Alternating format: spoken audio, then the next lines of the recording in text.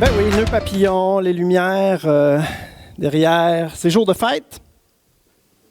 Là, vous allez dire, voyons, c'est toujours jour de fête? Ben oui.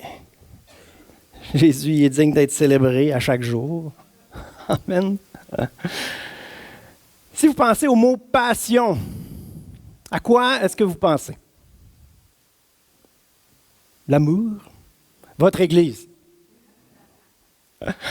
Le sport? La pêche?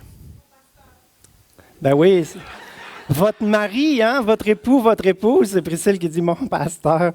Ben oui, j'espère votre époux, votre épouse qui a un amour passionnel qu'on entretient, qu'on nourrit, qu'on alimente.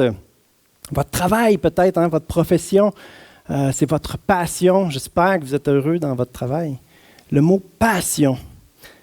Je suis allé écrire ça sur Internet pour aller chercher quelques synonymes, puis j'ai trouvé engouement, exaltation, amour, adulation, adoration même. On est fort au Québec là-dessus. Hein? J'adore jouer au Scrabble. Chacun sa passion. Pourquoi pas le Scrabble? Ou il y avait même idolâtrie. On est fort là-dessus aussi. Hein? Raphaël Nadal, c'est mon idole. C'est du vocabulaire qu'on utilise, ou Djokovic. Ouais, on me dit souvent que je ressemble à Novak. Bref, toutes sortes de passions qu'on peut avoir.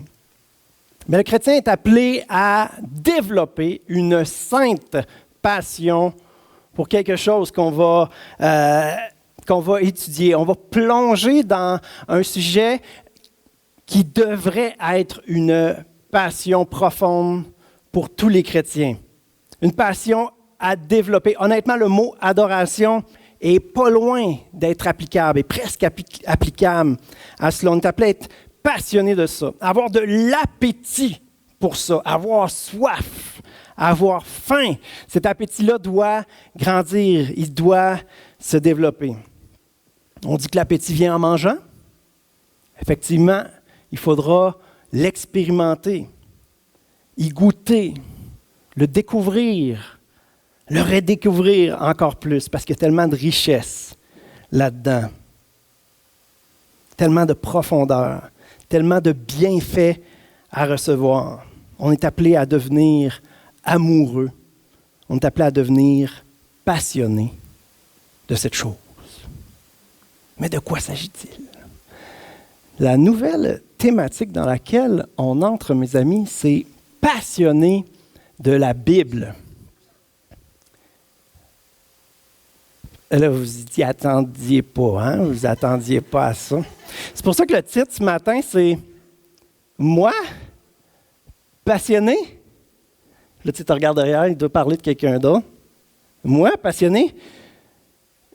Tu dois te tromper de personne. Puis je vous comprends. Je vous comprends. J'ai grandi 20 ans dans l'Église à me faire fouetter, à me faire encourager. Jean-Marc. Mon cerveau, des fois, il y a des mots qui sortent. À me faire encourager à lire ma Bible. Et je le faisais par période. J'essayais de me discipliner à cela. Mon record a longtemps été 2 semaines. J'aime les statistiques en général. Ça a traîné plusieurs années, ça, 2 semaines en ligne. Les plans de lecture, ça, c'est épouvantable. Ça, c'est une plaie, ça, parce que tu sautes une journée ou 2, puis là, le nombre de chapitres s'allonge, tu culpabilises, t'angoisses. C'est décourageant. Il y avait beaucoup de choses que je ne comprenais pas. Des choses même que je trouvais ridicules, des fois. Je pouvais même mépriser, parfois, la Bible. Par exemple, ce genre de verset, Ecclésiaste 11.3, qui nous dit « Quand les nuages sont gorgés d'eau, il la déverse sur la terre. Si un arbre tombe, que ce soit au sud ou au nord, il reste là où il est tombé. » À 16 ans, tu dis ça, tu lis ça, tu te dis « Wow, c'est fort la Bible. » Hey, des nuages pleins, ça se vide. Puis un arbre, ça ne bouge pas tout seul. Ah ben, je n'ai appris une bonne aujourd'hui, là, je t'ai édifié. La sagesse infinie de Dieu, je m'émerveille. Aujourd'hui, je dirais aux Jean-Marc de 16 ans, come on. Il y a comme un sens derrière les mots. Ça s'appelle de la poésie. Et là, le Jean-Marc de 16 ans, il me répondrait, « Ben, c'est ça, j'ai aucun intérêt pour la poésie, moi. » Il y a beaucoup de choses sur lesquelles j'accrochais aussi, même des choses qui me scandalisaient. Exemple, Psaume 137, verset 9. « Heureux celui qui prendra tes enfants pour les écraser contre un rocher. »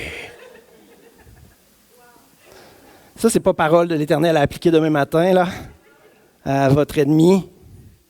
Non. Mais c'est scandalisant. Et là, il y a d'autres passages qui disent « La justice appartient à l'Éternel. » OK, ouais, ça vient contrebalancer. J'espère que l'Éternel n'écrasera pas les enfants de mes ennemis contre un rocher. J'ai un ami à un moment donné qui m'avait mis au défi. Qui a j'ai des amis ou des ennemis, des amis, oui, mais qui réfléchissent puis qui te mettent au défi. Puis il y a quelqu'un qui avait dit la loi du talion, qu'on appelle, dans la Bible, il y a écrit œil pour œil, dent pour dent. Si on applique ça, on va tous se retrouver aveugles et édentés. Puis je me rappelle, ce coup, je n'avais pas eu de réponse à donner. Mais là, si tu approfondis un peu, c'était le système judiciaire en Israël. Dans l'Ancien Testament, dans le Nouveau Testament, Jésus nous dit tu as un ennemi qui te frappe la joue droite, tends-lui la joue gauche. Aimez vos ennemis. Hein? Dans Matthieu 5, il y a un beau passage sur ce concept-là. Priez pour nos ennemis, priez pour ceux, bénir ceux qui nous maudissent. Mais pourquoi est-ce qu'un écrit serait plus valable qu'un autre? On peut se dire, voyons, la Bible, elle se contredit. Vous, est-ce que vous êtes passionné de la Bible? Est-ce que vous la trouvez parfois difficile à comprendre? Est-ce qu'elle est intéressante ou vous dites souvent, c'est vraiment pas scientifique, ça? C'est pas logique. Parfois, les miracles, on peut avoir de la misère avec ça. Ça se peut pas, ça. Il y a toutes sortes d'obstacles à la foi sur lesquels on peut se buter en lisant la Bible. Vous comprenez ce que je veux dire? Je veux croire, mais là, je lis, là, puis c'est comme un coup de découragement qui fait que, ouais, c'est lourd à traîner la foi, là. Comme je vous disais, je vous comprends. Moi, à 16 ans, la thématique, ça aurait été loin d'être passionné. Et le sous-titre aurait été « Comment survivre en tant que chrétien sans aimer la Bible ?» J'ai même déjà fait un voyage de 3 mois où je faisais ma valise puis que je m'étais dit « Non, je n'amènerai pas ma Bible. Je vais voir, je vais tester, voir c'est quoi vivre 3 mois sans lire ma Bible. » Ça a été un désastre, ce voyage-là.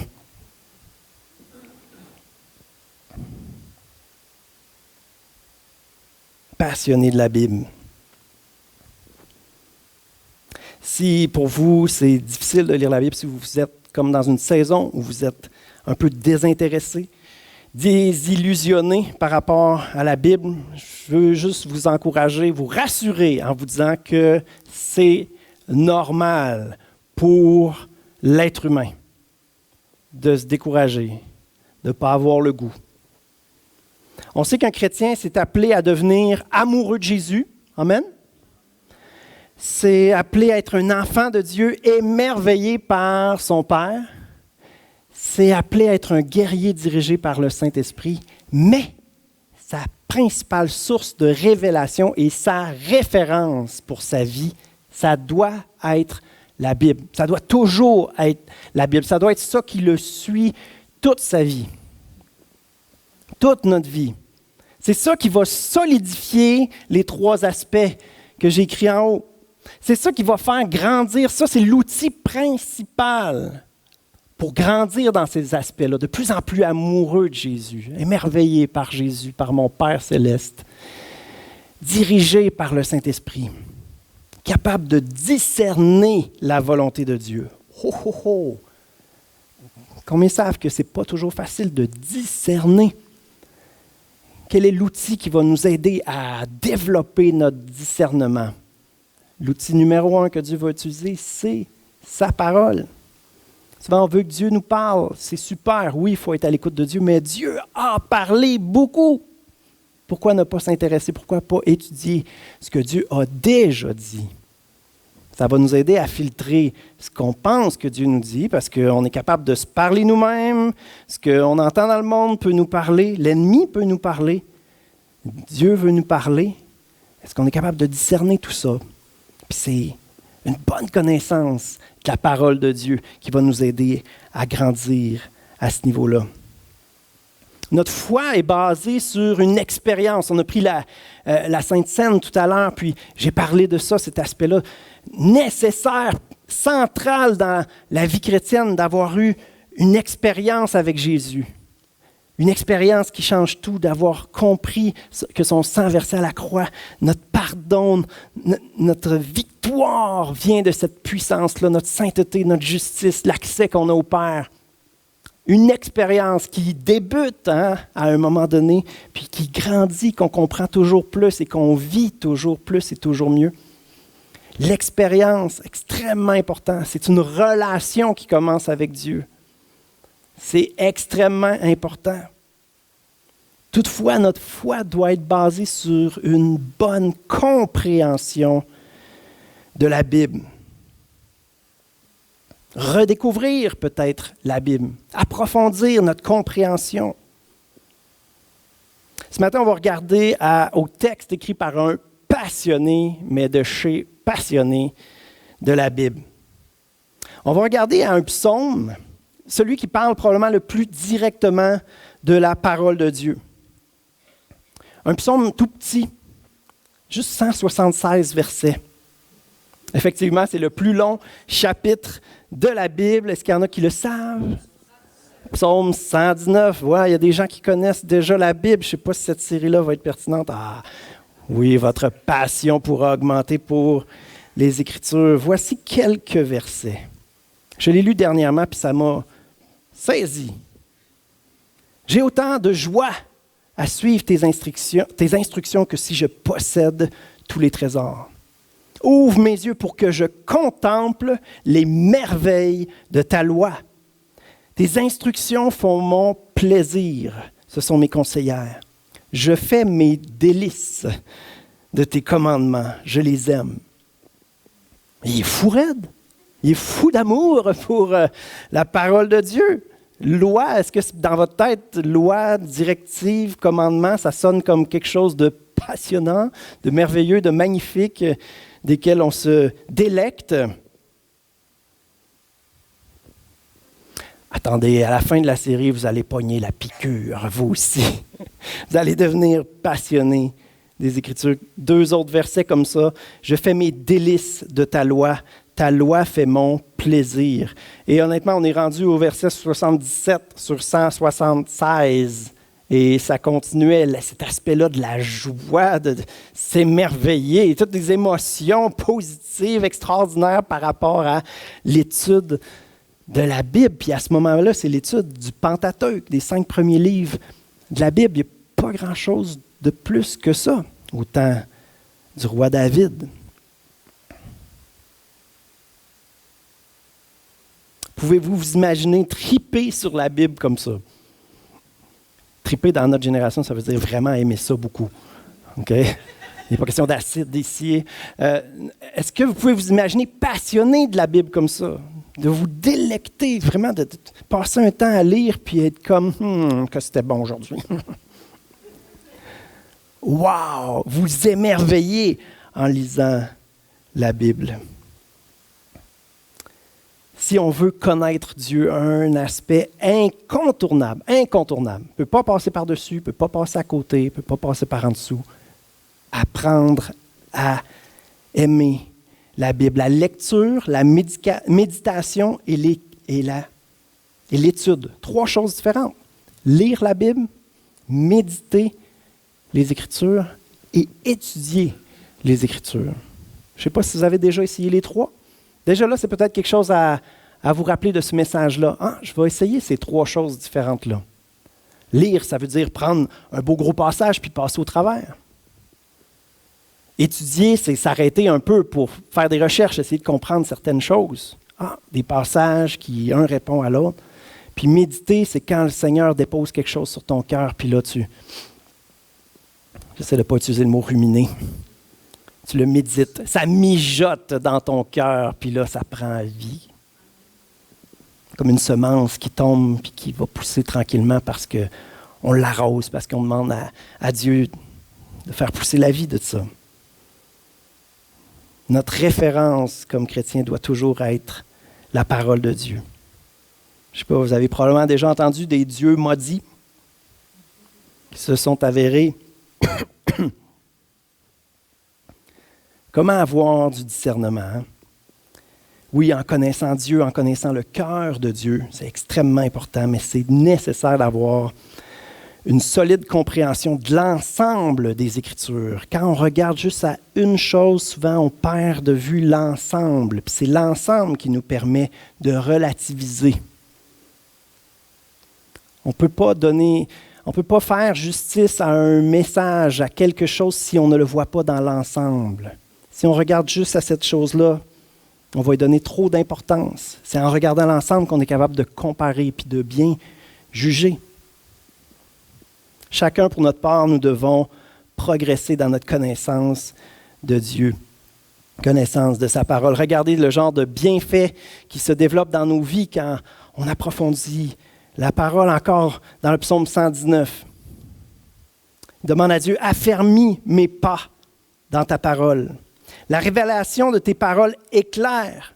Elle donne de l'intelligence à ceux qui manquent d'expérience.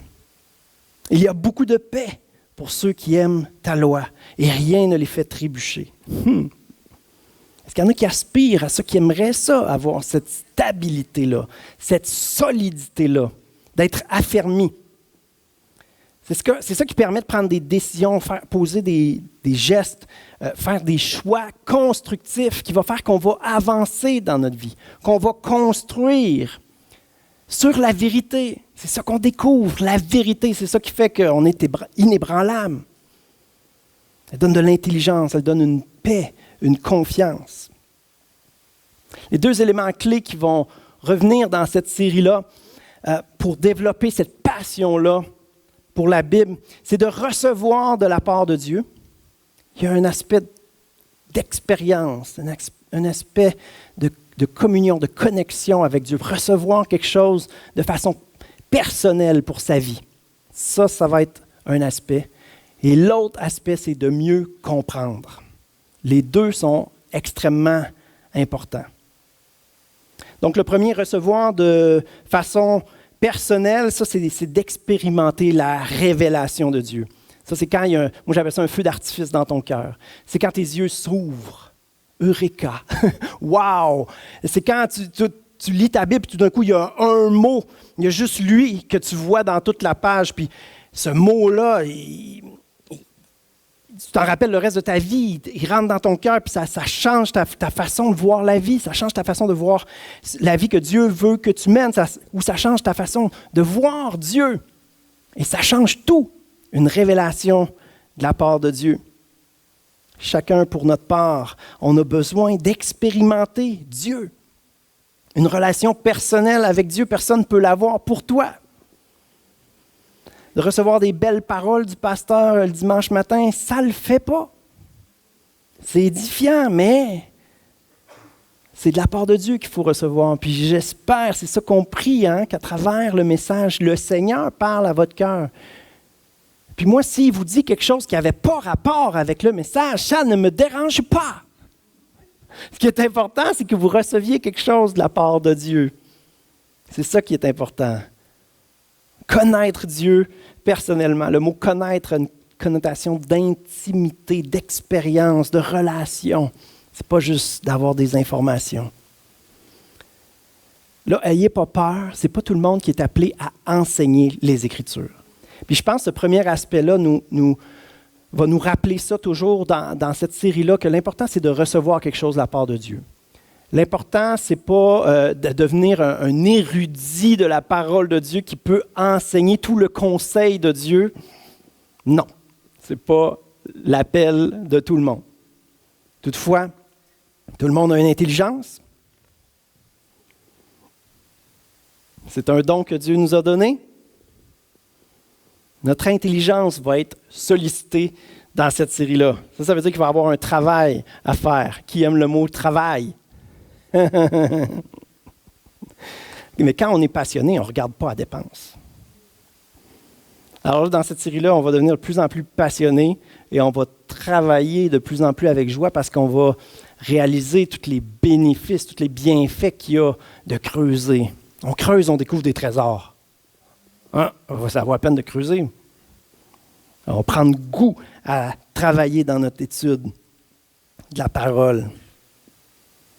On découvre des vérités qui transforment, qui libèrent. Ça demande un petit peu de travail. Mais écoutez bien, aujourd'hui, on appelle ça l'ère de la connaissance. La connaissance est répandue sur la terre.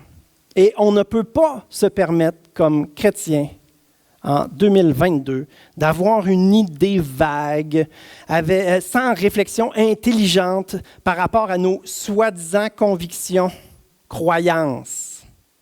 S'il n'y a pas de viande autour de l'os de ce qu'on croit, ben, vos amis vont avoir raison de vous dire que vous avez subi un lavage de cerveau. Il y a trop de chrétiens qu'on dirait, on pense que de devenir chrétien, c'est de renoncer à notre intelligence pour adhérer à ce que Dieu nous dit de penser. Puis en fait, on croit ce que des enseignants, des prédicateurs nous disent quoi penser, puis on ne se pose pas plus de questions que ça. Non, ce n'est pas le suicide de l'intelligence, devenir chrétien. Au contraire, Dieu veut donner vie à notre intelligence, nous donner une intelligence au-dessus de toute la connaissance. La véritable lumière, c'est Jésus. Et oui, je regarde tout comme de la boue à cause de l'excellence de la connaissance de Jésus-Christ, mais non. Toutes les bonnes choses que l'être humain peut découvrir prennent vraiment vie en Jésus. Tous les outils que tu peux avoir prennent vraiment vie en Jésus parce que tu apprends à les utiliser dans la bonne direction. Et là, tu apportes quelque chose de constructif, de bon sur la terre. Dans tous les domaines de ta vie, Dieu brille puis il fait la différence. Renoncer à notre intelligence, c'est de la paresse intellectuelle. C'est de mépriser ce don-là que Dieu nous a donné de réfléchir. Ce cadeau de Dieu-là. Négliger d'approfondir notre connaissance de Dieu à travers la lecture, l'étude, la méditation des Écritures, en fait, c'est de négliger de vouloir apprendre à connaître Dieu. C'est de mépriser Dieu qui veut se révéler à nous. Quand je parle de paresse intellectuelle, dans ce sens-là, qui fait que tu négliges d'apprendre à connaître Dieu, que tu méprises Dieu, c'est des péchés. C'est de la paresse. Tout au long de cette série, on va apprendre plusieurs choses. Apprendre à discerner ce qui est le plus important versus ce qui est secondaire, ou des principes qui sont plus personnels. Être capable de faire la différence entre les deux. Par exemple, Dieu désire une relation personnelle avec nous, chacun d'entre nous. Vrai? C'est plus important que de savoir les dinosaures y arrivent à quel moment dans la Bible. Avant Noé, après Noé. On peut se perdre à faire des recherches sur toutes sortes d'affaires.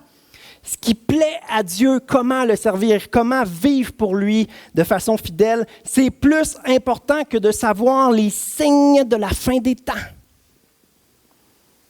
Ce qui est important à la fin des temps, c'est que Dieu te trouve bouillant d'amour pour lui, fidèle à son service, efficace à porter du fruit en abondance. C'est plus important de focusser sur ce que Dieu nous demande que d'arriver à deviner ce que seul le Père connaît et qu'il ne nous a pas été donné de connaître. Et que dans la Bible, on prophétise en partie, on a plusieurs indices pour apprécier cette révélation de Jésus-Christ. Apocalypse, ça veut dire révélation.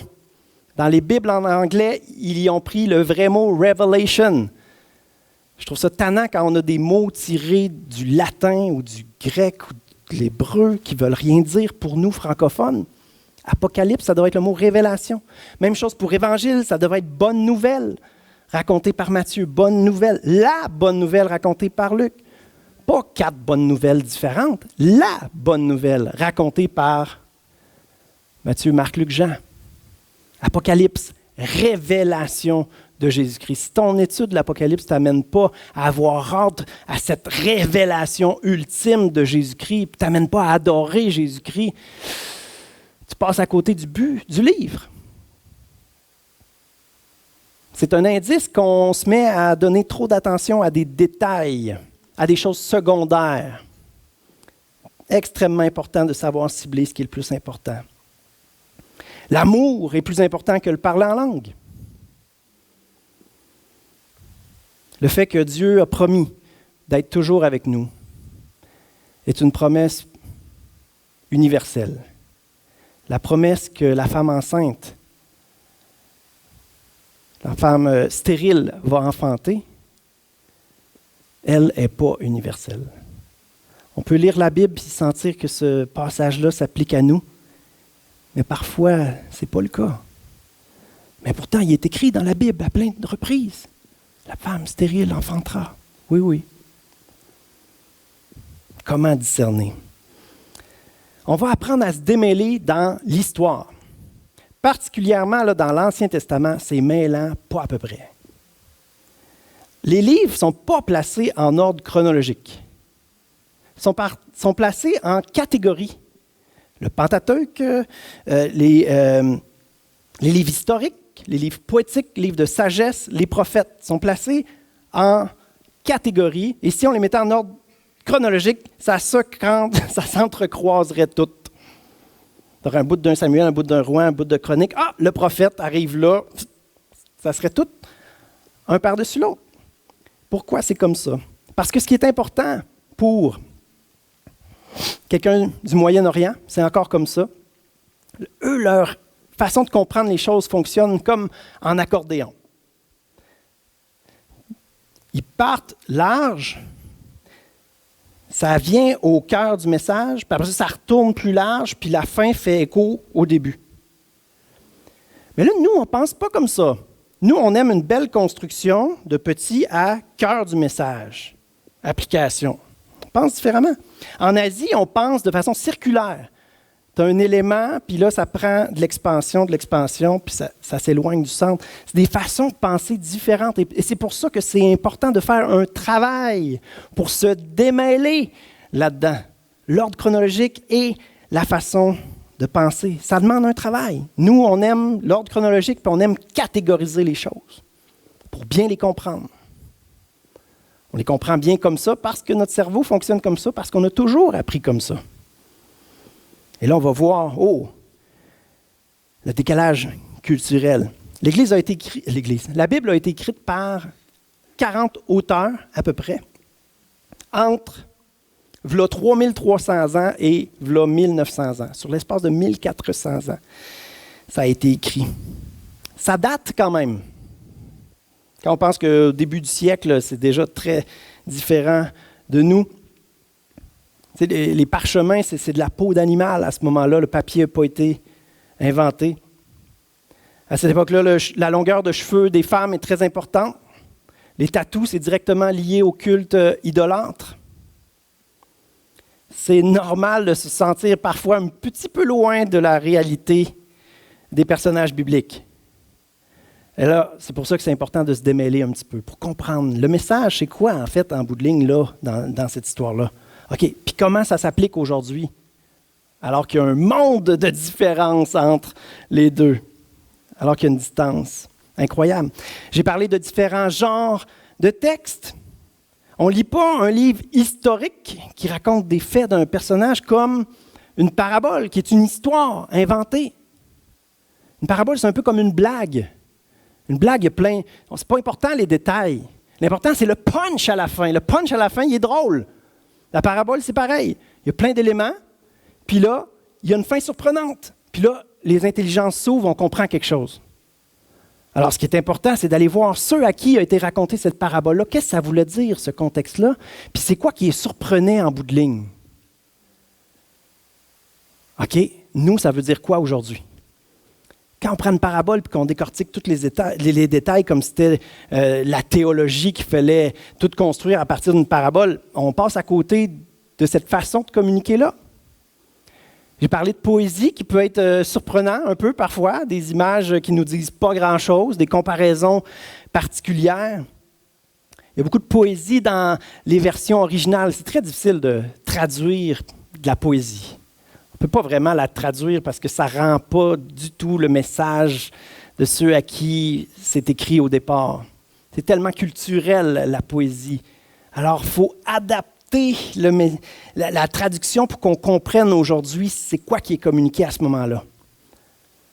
Qu'est-ce que ça veut dire, ça? Ça veut dire que non, tu n'as pas de l'hébreu directement en français. Ça ne voudrait rien dire.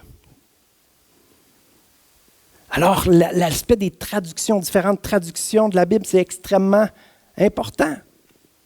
L'idée d'aller consulter différentes versions, c'est extrêmement important. Parce qu'il y a des versions, leur but, c'est que tu comprennes le mieux possible. Il y a des versions, le but, c'est que ce soit le plus proche possible du texte original. Donc, tu vas aller contrebalancer comme ça. Ceux qui ont travaillé à la traduction, ils ont dû faire des choix. Ah, nous, on prend cet angle-là, on pense que c'est ça qui veut être communiqué dans ce verset-là. Il y a plein de mesures qui ne veulent rien dire pour nous, dont les pièces d'argent, ou, les distances, les longueurs. Il y a des versions qui vont prendre les mêmes mots. 8 cycles d'argent, 9 coudées. Bien là, en mètres, c'est quoi? Moi, ça me parlerait mieux si tu me traduisais ça en mètres ou en pieds. Hein? Fait qu'il y a des versions qui font ça, qui le mettent en pieds, en mètres, on comprend. Mais là, ça n'a pas été écrit de même au début. Non, mais ça ne veut rien dire pour nous aujourd'hui si on le dit comme ça. Fait que, vous comprenez pourquoi il y a différentes versions? J'ai parlé, les textes prophétiques, ça va être différent, les évangiles, l'Apocalypse, toutes des façons différentes de communiquer. Des façons différentes pour communiquer quelque chose de différent, mais qu'il faut étudier de façon particulière pour chaque genre de texte, des genres littéraires qu'on appelle. Il y a toutes sortes d'autres questions. La fiabilité de la Bible. On va commencer avec ça la semaine prochaine. Pourquoi est fiable la Bible? Pourquoi on peut s'y fier? Puis quelques grands outils généraux, les outils principaux là, pour réussir à bien étudier la Bible. Ça va être quand même un travail de prendre conscience de nos lunettes, nos présuppositions, nos a priori. Souvent, quand on va lire, on est comme ça, on est humain, l'être humain est comme ça. On lit pour comme confirmer ce qu'on pense déjà. Alors, c'est traître, là, ça, là. On n'est pas en train de lire pour comprendre, pour entendre ce que le texte dit. On est en train de lire pour que le texte dise ce qu'on veut qu'il dise. Alors là, ça prend un peu d'humilité. Je ne sais pas tout. Je n'ai pas tout compris. Et je vais probablement apprendre des choses en lisant, en étudiant. Je vais être surpris parfois.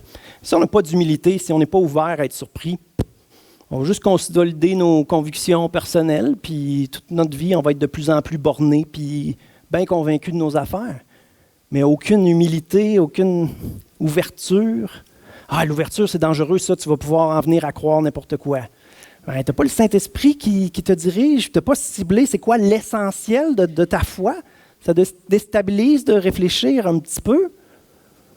Et là, après ça, un ami qui veut te mettre au défi par rapport à tes convictions chrétiennes, te pose des questions, puis tu n'as aucune réponse à donner, tu as juste psh. Voici ce que dit tel verset, je n'ai pas étudié le contexte, j'ai aucune idée si c'est vrai que c'est pertinent ce que je te dis, mais moi j'ai compris ça, alors voilà. Fin de la relation.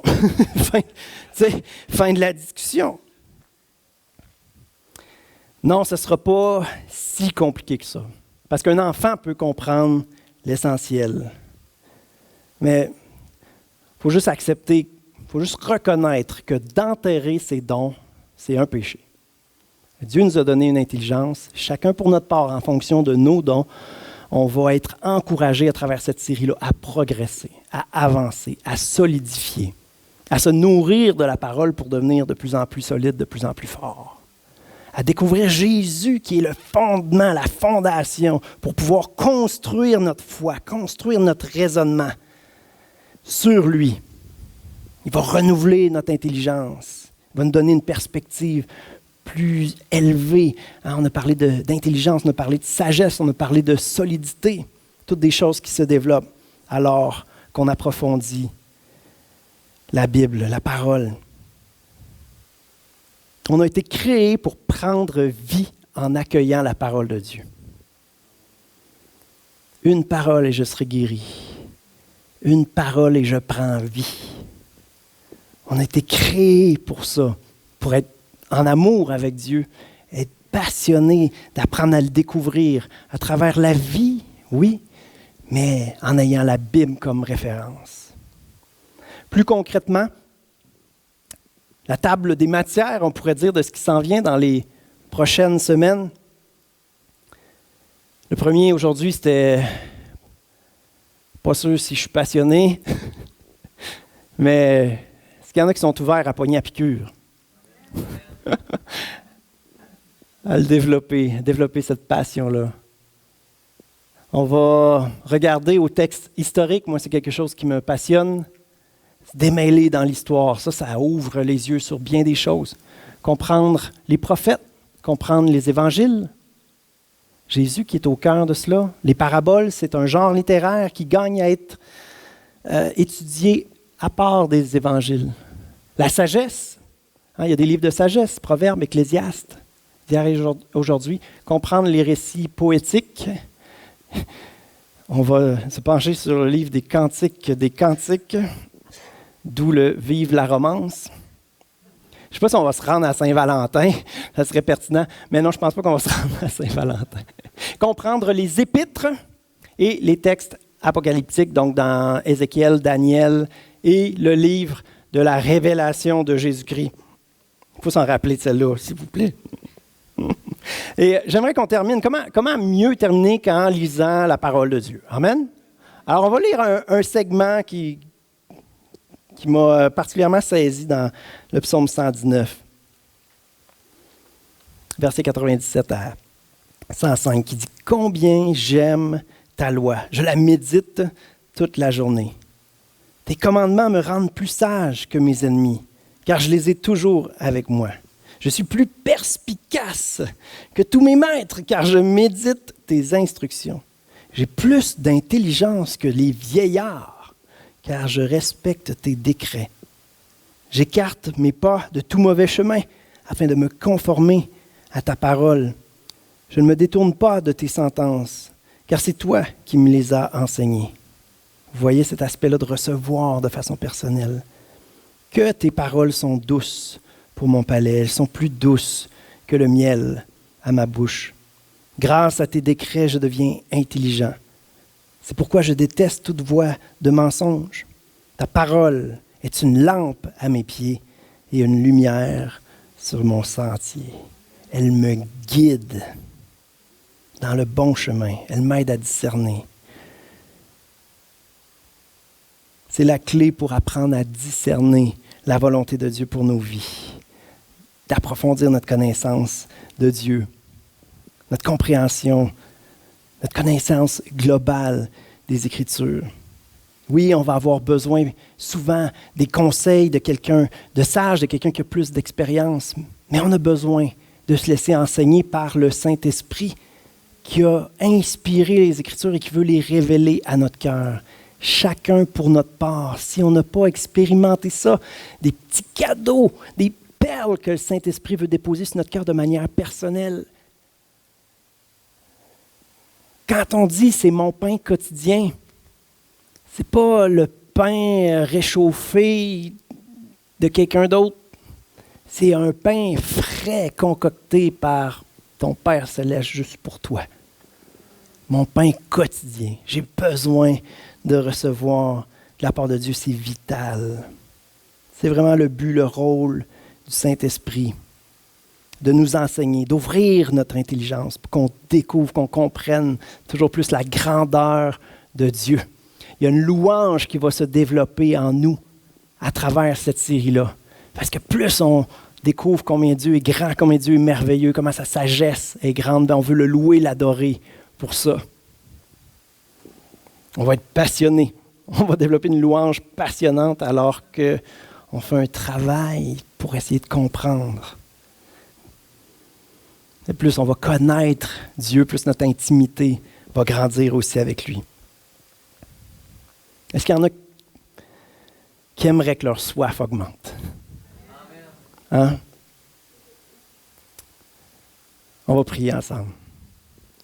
Saint-Esprit, je te prie pour un sel dans notre bouche, dans notre estomac spirituel qui nous donne soif de toi, soif de ta parole, Seigneur Jésus. Seigneur, je te prie pour l'humilité, Seigneur, la simplicité juste de l'obéissance, d'ouvrir notre Bible pour découvrir par nous-mêmes les merveilles, les trésors que tu veux donner à tes enfants. Augmente notre soif, Seigneur. Seigneur Jésus, je le sais qu'il y en a qui sont comme moi, à 16 ans, qui vivaient une vie chrétienne superficielle, sans intériorité, sans intimité avec toi, sans passion pour ta parole. Seigneur, je te prie pour un dégoût de cette vie, Seigneur. Un mépris de cette vie de facilité, cette vie légère.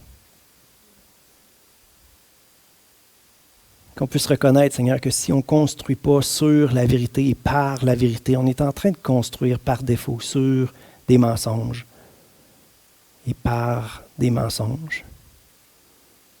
Et Seigneur, je te prie pour une décision radicale, Seigneur, de changer de cap, de changer de mentalité par rapport à ta parole, Seigneur Jésus. Alléluia. Merci, Seigneur, pour ta fidélité. Et je veux, Seigneur, déclarer avec foi, Seigneur, que ceux qui vont te donner la chance de parler à leur cœur cette semaine, ils ne seront pas déçus. Tu vas les rencontrer, Seigneur Jésus. Alléluia. Merci, Seigneur, pour les cœurs qui vont prendre vie, Seigneur, alors qu'on va s'ouvrir à recevoir de toi, Seigneur Jésus. Merci pour cette série qui est devant nous. Je te prie, Seigneur, que chacun d'entre nous, on puisse vraiment faire des pas de géant, Seigneur, pour grandir, se solidifier, pour avancer avec toi. Alléluia. Tu es puissant, tu es fidèle à tes promesses. Puis ta parole nous promet que ta parole va nous faire grandir, nous solidifier. Alors on le croit, on te fait confiance. Amen.